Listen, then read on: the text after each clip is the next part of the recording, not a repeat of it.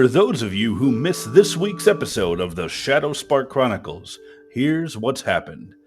We come back to the party finalizing the burial of Marzlin's father. They travel on to the final dig site where Marzlin reaches out magically to his mother. She tells them that they have taken refuge in the mines at the bottom of the strange crevice in the ground. The party notices the crevice and the scaffolding and journeys on. They begin their spelunking until they come upon some slaves. Annex tries to reason with them and tells them to escape. The slaves warn them to flee,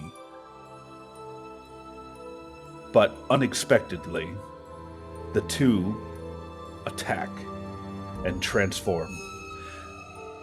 They are quick and begin paralyzing the party at a mere touch. They trade blows and the fight drags on. Just when the group thought that they were making headway, Justinian's power starts fluctuating and misbehaving. Something attacks Bishop and his eyes turn red. He begins attacking everything in range, both friend and foe alike. Once they fell, the turned human servants and Bishop returns to normal. They think the battle is over, but they are mistaken. There is an invisible enemy among them, having its way with Marzlin and Gwynton.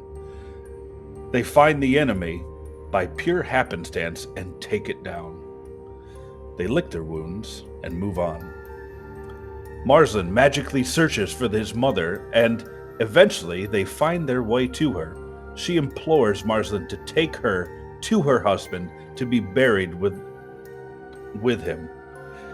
The rest of the party give Marzlin some space and discuss what to do about the workers of the mine. They're in bad shape and may turn at any moment. Bishop discusses giving them the option to end their lives before losing the rest of their humanity as a last option. Gwynton wants to try some divine intervention before it gets that far.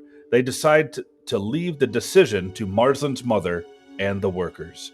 They gather everyone in the room around and discuss the possible solutions. Death now, or cast aside the crystals and take a chance at leaving the mine. They think on it further and take that chance, teleporting to Candor's Keep.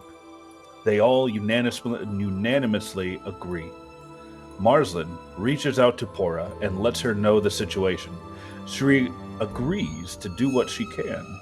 Gwynton tries to utilize the power of True Silver to cleanse the magical malady from Marzlin's mother. He appears to have stopped the affliction, but she passes out, barely alive. Marzlin then teleports the 6 workers to Candor's Keep, and the party decides to rest for the evening. During the first watch, Annex starts hearing voices. Please join us every Monday at 7 p.m. Eastern Standard Time as we continue with the ongoing adventures of the Shadow Spark Chronicles. And as always, we'll see you in the dungeon.